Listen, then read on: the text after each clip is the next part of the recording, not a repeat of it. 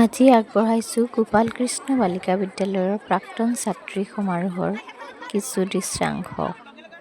আমাৰ প্ৰাক্তন শিক্ষাৰ্থী গীতা বাইদেৱে সমাৰোহৰ পতাকা উত্তোলন কৰে প্ৰাক্তন ছাত্ৰীসকলৰ সমিতিৰ সভানেত্ৰী দীপ্তি বৰগোহাঁই বাইদেৱে। ইয়াৰ পিছতে বিদ্যালয়ৰ ছাত্ৰীসকলে এটা সুন্দৰ সমবেত সংগীত পৰিৱেশন কৰে।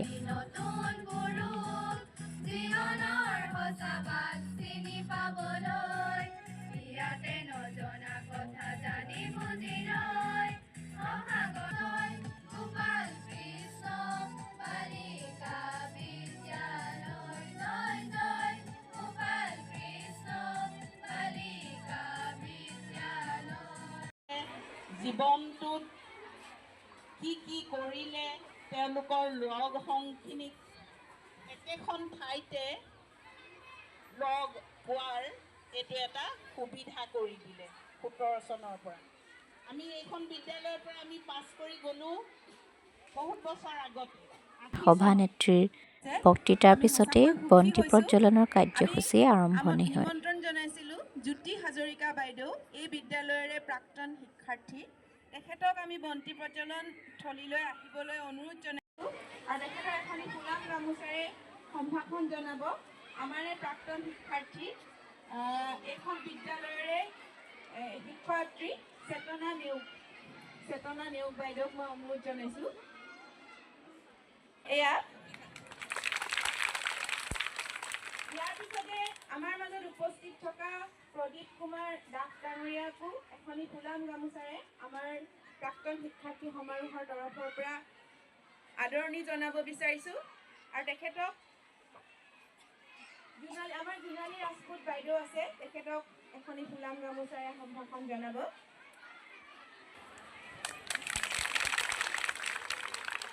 আমাৰ মাজত উপস্থিত আছে গীতা দত্ত বাইদেউ, তেখেতকো এখনি ফুলাম গামোচাৰে আদৰণি জনাবলৈ অনুৰোধ জনাইছোঁ। আমাৰ পদ্মা বাইদেউ আছে।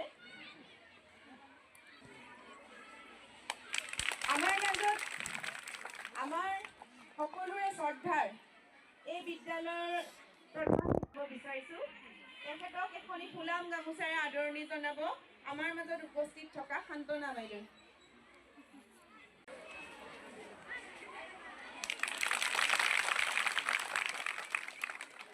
প্ৰাক্তন শিক্ষাৰ্থী সন্থাৰ সম্পাদিকা ডক্টৰ প্ৰণীতা নেওগে খুব সুন্দৰকৈ বন্তি প্ৰজ্বলন, শ্ৰদ্ধাঞ্জলি আৰু সম্বৰ্ধনা জ্ঞাপন কাৰ্যসূচীৰ সঞ্চালনা কৰে। আমাৰ লগত ওতঃপ্ৰোতভাৱে জড়িত হৈ আছে এই বিদ্যালয়ৰে শিক্ষাৰ্থী তথা এই বিদ্যালয়ৰে এগৰাকী শিক্ষয়িত্ৰী, আমাৰ সকলোৰে শ্ৰদ্ধাৰ জুৰি বৰঠাকুৰ বাইদেউ, তেখেতকো এখনি ফুলাম গামোচাৰে মই আদৰণি জনাব বিচাৰিছোঁ আৰু এই বিদ্যালয়ৰে প্ৰাক্তন শিক্ষাৰ্থী অনিশাক মই অনুৰোধ জনাইছোঁ, তেখেতক এখনি ফুলাম গামোচা। ইয়াৰ পিছতে প্ৰাক্তন ছাত্ৰীসকলৰ মাজত অন্তৰংগ অনুষ্ঠান হয় আৰু এই অনুষ্ঠানটিৰ আঁত ধৰে প্ৰাক্তন শিক্ষাৰ্থী সন্থাৰ সভাপতি আমাৰ শ্ৰদ্ধাৰ দীপ্তি বৰগোহাঁই বাইদেৱে।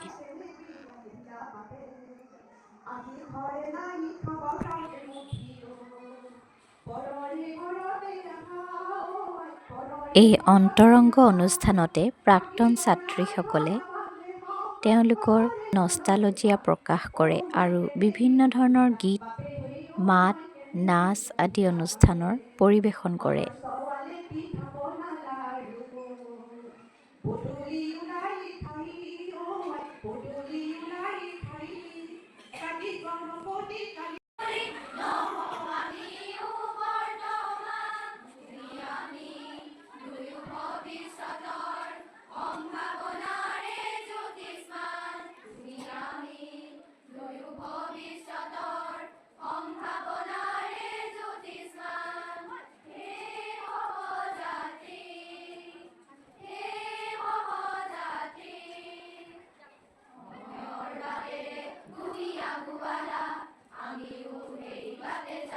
এই অনুষ্ঠানৰ মাজতে বিদ্যালয়ৰ ছাত্ৰীসকলে তেওঁলোকৰ বিভিন্ন ধৰণৰ প্ৰতিভা, সমবেত সংগীত, ঝুমুৰ নৃত্য, জেং বিহুৰে পৰিৱেশন কৰে।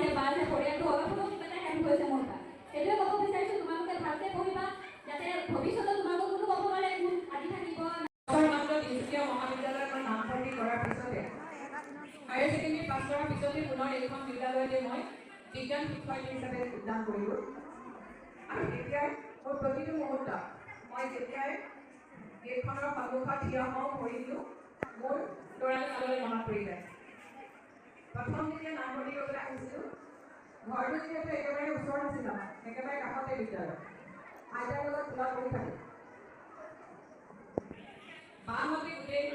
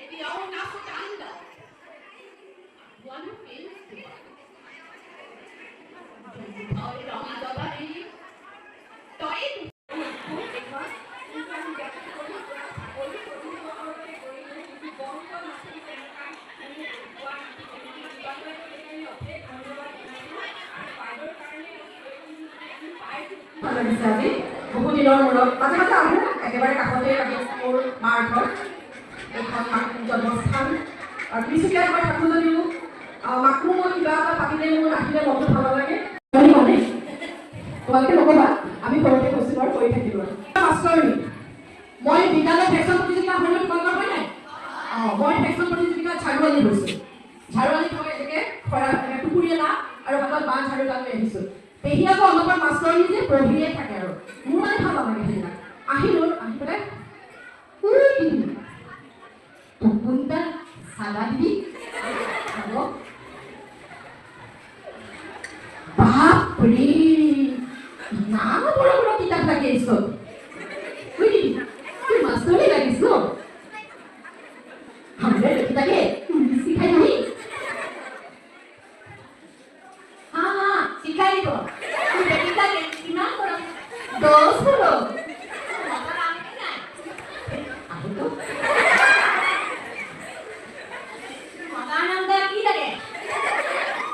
মতার মা নাম বলে নাই লাগে ন?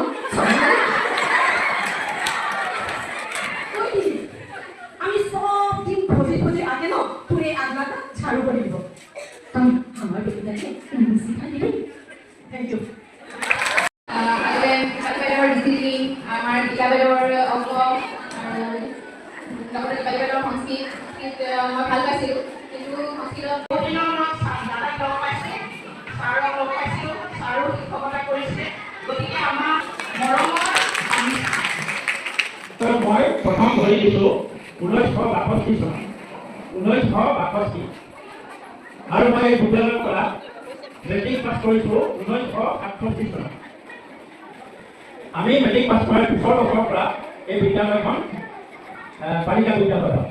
তাৰ আগলৈকে পাছ কৰা আছিলে মায়ে ছাৰক কৈছে এইজনে পেটি দিব, এই 28 পাইছে যদি বেয়া কৰিব এই মানে পঢ়িছিলোঁ এখন ভিতৰত 72 পাইছোঁ। মানে স্কুলখনৰ মানে ঘৰুৱা যিটো হেৰি আছিলে সেইটো মানে ক'তো তেনেকুৱাকৈ নাপাওঁ আৰু চাগে। আৰু কি ক'ম কমল ছাৰৰ বিষয়ে কৈ শেষেই নহ'ব পঢ়াত অসমীয়াটো ইমান ভাল নাছিলোঁ ছাৰে খুব কষ্ট কৰিছিলে সকলোৱে কষ্ট কৰিছিলে আমি ছোৱালী মানুহ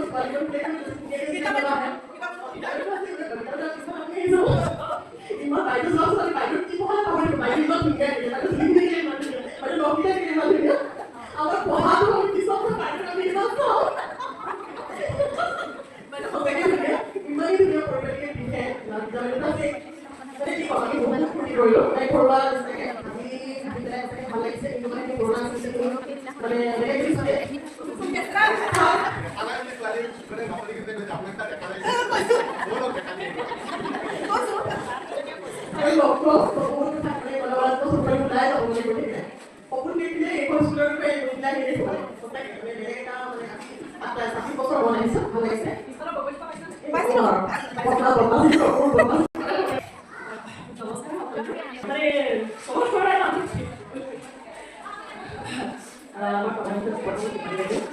এতিয়া আমি ক্লাছ 8 হতো বাইদেউ প্ৰথম আহিছে স্কুলত অবিয়াছ আমি আমাৰ চবক পৰিচয় কৰি দিছে আমাৰ প্ৰথম বাইদেউ এই সংস্কৃত পঢ়াইছিলে সংস্কৃত পাইছিলে তাৰপিছত আমাৰ আছে বাইদেউ আছে গীতা বাইদেউ তাৰপিছত মানে বাইদেউ পিকি বাইদেউ কোন আছিল মনীষা বাইদেউ আছিল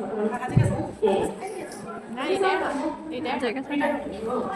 বাইদেউ আছিল আৰু নেক্সট পাইছিলে বাইদেউ কথা ৰাজু বাইদেউ তাৰপিছত আমি বাইদেউ ইমান ধুনীয়া কৰি থাকে কোনোবা আৰু সন্তোষ হৈ থাকে বাইদেউ চকটালৈ একদম নিচানা কৰি দিয়া চবৰে পুৰে মানে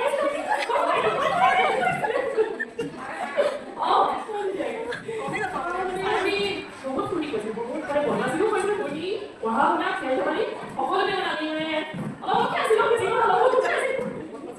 বদমাছি বহুত কৰিছিলোঁ পিছত আছিলোঁ এইখিনি আছে সৰস্বতী পূজা মানে আধা লোৱাৰ পৰা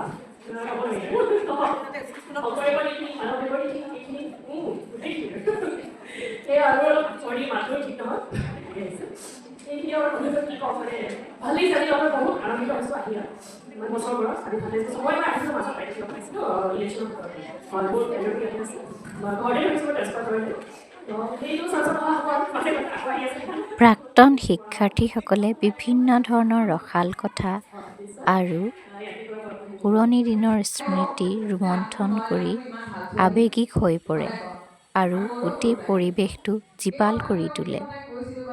সঁচাকৈ ক'ব পাৰোঁ আজি মই প্ৰথম তাইৰ মুখে গম পাইছোঁ আৰু যদি মনত পৰিও আছিলা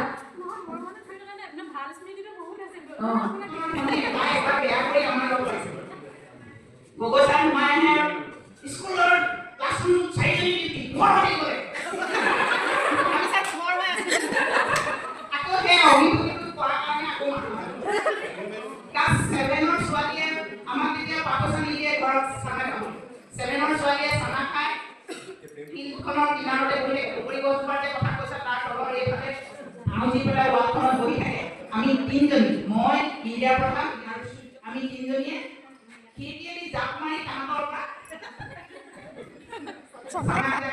মানে এনেকুৱা পৰ্যায় আছিল এতিয়া ভাবোঁ মানে এই যে মাৰ খাইছিলোঁ উন্নতি দেখি ইমান ভাল লাগিছে ইয়াৰ পিছতে বিদ্যালয়ৰ প্ৰধান শিক্ষয়িত্ৰী আমাৰ অতি শ্ৰদ্ধাৰ দীপালী চক্ৰৱৰ্তী বাইদেৱে তেওঁৰ বহুমূলীয়া ভাষণ আগবঢ়ায়। অভিজ্ঞতা বুলি নহয় মই আৰ্থিকভাৱে যদি কিবা হৈ আছোঁ আজি নিজৰ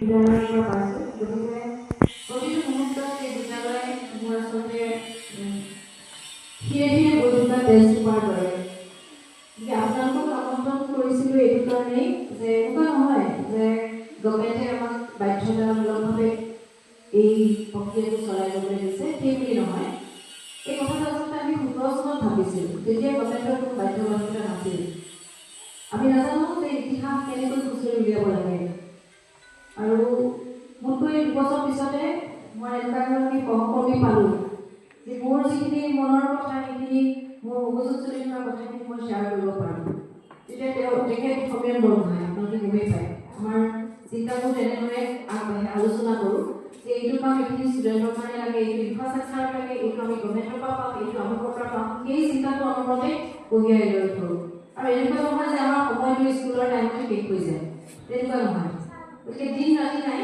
এই কথাখিনি চিন্তা কৰাৰ কাৰণে আমি সীমা বান্ধি লোৱা নাই। গতিকে যিটো এজন চৰকাৰী কৰ্মচাৰীয়ে সীমাবদ্ধতাৰে বান্ধ খাই থাকে সেইটো সীমাবদ্ধতাৰ বাহিৰত কাম কৰিছোঁ। সেইখিনি আপোনালোকে যি দেখিছে বিদ্যালয়খন আচলতে তাত বহুতৰ অৰিহণা আছে, বেলেগ বেলেগ ক্ষেত্ৰত।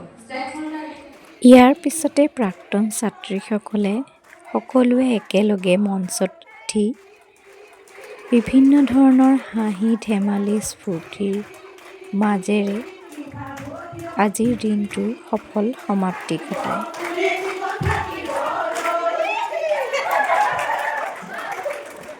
শেষত সকলোৱে মিলি আমি প্ৰীতিভোজ গ্ৰহণ কৰোঁ। ইমান সুন্দৰ এটা দিন আমাক উপহাৰ হিচাপে দিয়াৰ বাবে আমি বিদ্যালয় কৰ্তৃপক্ষৰ লগতে প্ৰধান শিক্ষয়িত্ৰীক আমাৰ ধন্যবাদ জ্ঞাপন কৰিলোঁ।